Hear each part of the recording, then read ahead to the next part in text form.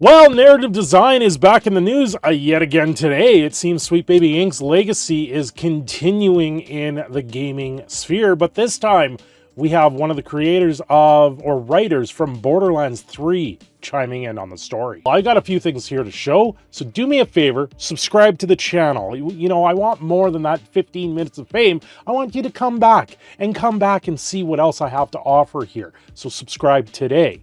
Anyway, Sam Winkler.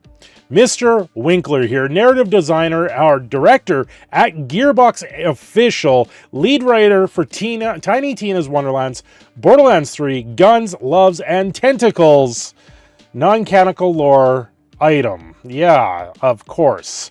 I see this argument all the time against DEI and consultancy. And it just highlights the total misunderstanding of what being a good writer is. You don't somehow max out your stats and learn how to write every conceivable character plot or prose style. Prose? Style? Okay.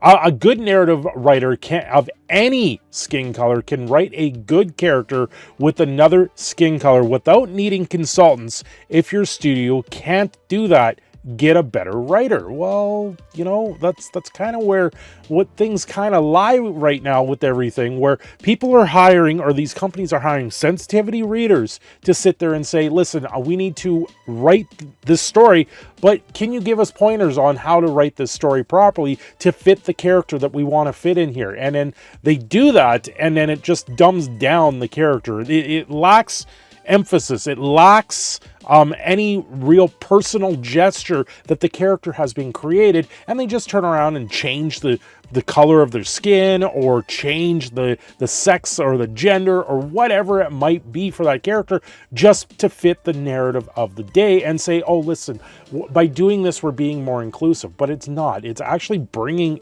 all that inclusivity and the diversity down and away from everything. It's actually harming it in the long run. It goes on to say, knowing you can't, aren't ready, or aren't the right person to write something is one of the chief skills for a pro writer.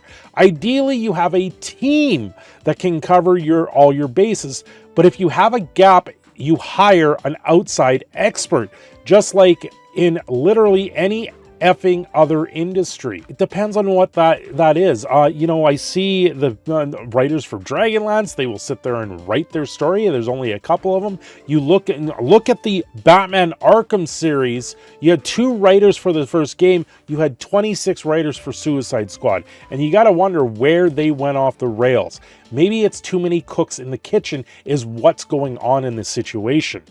Just further evidence that 99.99% of the people spewing this crap have never created a single thing in their lives that they're proud of, and the rest are just straight up bigots. This is the writer for Borderlands 3, so I wonder where that movie is going to sit there, because now all the gamers are bigots again.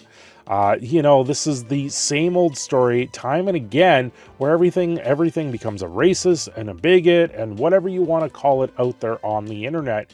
And that's the thing. This is the internet. People are going to say what they're going to say. And I know as gamers, it's gotten to the point where not everything needs to be written as a stereotype or have this victimhood put into it. Now, Savvy, the artist, can you explain why any good writer would be able to write someone who looks different than them for a story? How does a writer know when they are ready to write a character who looks differently than they do? And that's part of it, what's going on here. You know, we've seen this over and over again. It propels, it continues to go on, where everyone wants to write these stories, and then they have to go out there and hire these firms like Sweet Baby Inc., and it just falls flat on its head. Now let's take a look at Borderlands 3. This is one of those games I didn't buy into because I went through the reviews. This came out in 2019. This is much before I was really doing things in this channel and stuff like that. So when I went to look at this game, I was interested in this game, and then I started looking at what people were saying, and I went, I don't think I want to play this game because the writing doesn't seem to be the same as what we've seen in the past. You know, there's been sales on this game, but overall, the user score is a mixed average of 5.6. This is on Metacritic, and you can go down and read a few of these. I'd advise to mute all NPC dialogues in the options. They push a cringe humor to unbearable heights and rarely shut up. I love Borderlands 2, but I think the story and gameplay is just easily compared to Borderlands 2. Yes, I did just play Mayhem mode. Don't understand me wrong, the weapons are a lot more diverse and funnier, but I feel like legendary weapons are the norm now. In Borderlands 2, you actually had to have luck to find any good legendaries, but here it feels like every 10 weapon is one. The map design is cool, but the main story is absolute crap. The DLC on the other side is pretty good. So initially, they say that the story is absolutely crap. The story is not what it lived up to be. The gameplay itself isn't if one of the best of the entire franchise, but the story, oh boy, the story. This is probably one of the worst stories I have seen in gaming. So yet we have Sam here, the writer of Borderlands, trying to tell everyone how to write these stories. Call it what you will.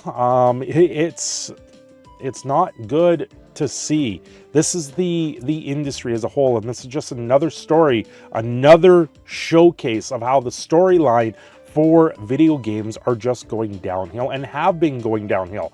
Borderlands is coming out with the movie this year.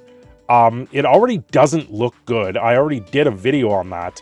The trailer looks cringy, and if that's where things are going, I don't have any hopes for that game, that movie. I think it's going to be dead on arrival at this point, especially when you have this going on. Then going over to Steam, where the game came out a little while later because it was an exclusive for a long time on the Epic Game Store, which, you know, those exclusive deals seem to hurt more than they help. You go down into the review section here, and you know, it's got positive reviews. This one's got 161 hours on it.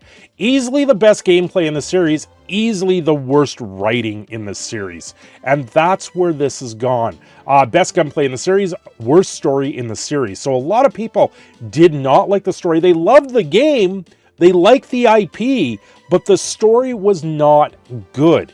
While the gunplay is improved from the predecessors, the story, characters, and dialogue are all atrocious.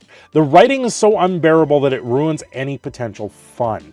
And I think that's where we are. This is kind of encapsulating what is going on with Sweet Baby Inc. with the narrative design for games in particular. These games, they come out and then everyone's like, oh, they look like a good game, let's go play it. And then the writing is absolutely horrific, that it ruins any potential fun that you have with this game, because the game makes you feel like you're not welcome. You're not there to play the game anymore.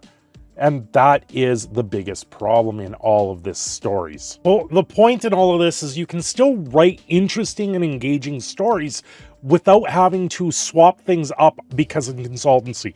The consultants are ruining the games industry right now. Sweet Baby Inc. really bubbled up with them going after a group that said, listen, we're done playing your games. These are the games you're making, and we're going to tell everyone out there in the world, you're making these games. We're going to show your resume up there on the stage and tell people, we don't recommend you play these games because you made it. That's the whole Sweet Baby Inc. situation. And then it all snowballed from there, where employees decided to target that group and want them for cancellation. Anyway, I'm your Product Gaming Phoenix, Cindershadow. I am signing off here. Don't forget to like and subscribe, and I will see you again very soon.